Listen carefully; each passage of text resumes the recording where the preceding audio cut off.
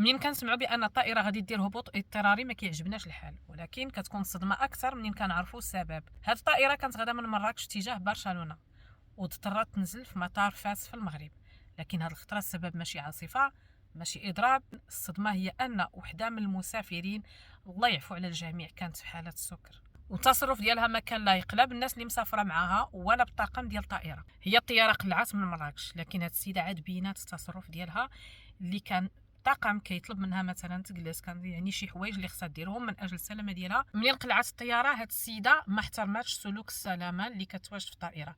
كاين بعض الشروط اللي خص المسافرين يحترموها، هي ما احترمتهاش، لكن تاكد الطاقم بان السيده كانت في حاله السكر. الطاقم ديال الطائره حاول يتدخل، لكن شبعتهم معيار وسب وشاتم وعيرات حتى الناس اللي كانت مسافره. فكان الحل الوحيد اللي عند البيلوت هو انه يدير نزول اضطراري في مدينه فاس. بمجرد ما نزلت الطياره في فاس، هنا كان تدخل سريع ديال الشرطه، نزلوها، ورغم ذلك كان واحد العناد، كان السب والشتم في المسافرين وفي الطاقم، لكن راه ماشي غير نزلات وحبسوا هنايا، فهي متابعه قضائيا. كي دايره الفكره ديال الانسان يطلع في حاله السكر، الله يعفو على الجميع. بعض المرات كيكونوا نزاعات اللي تيكونوا هما بساط في وسط الطائره، كيكون تدخل ديال الطاقم، لكن الى هذاك المشكل ما تحلش ولا داك النزاع ما حبش، الطاقم كيمشي عند البيلوت ما كيناقش الموضوع، كيتصل بالشرطه ديال المطار، وهنا الانسان كينزل.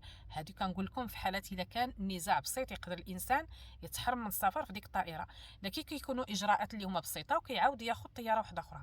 لكن في الحاله بحال هذه نزلات ومتابعه قضائيا. قولوا لي شنو راي ديالكم نتوما في التعليق في هذا السلوك هذا، واش طحتوا نتوما في شي مواقف او حضرتوا لشي مواقف بحال هادو في الطياره وكان نزول اضطراري؟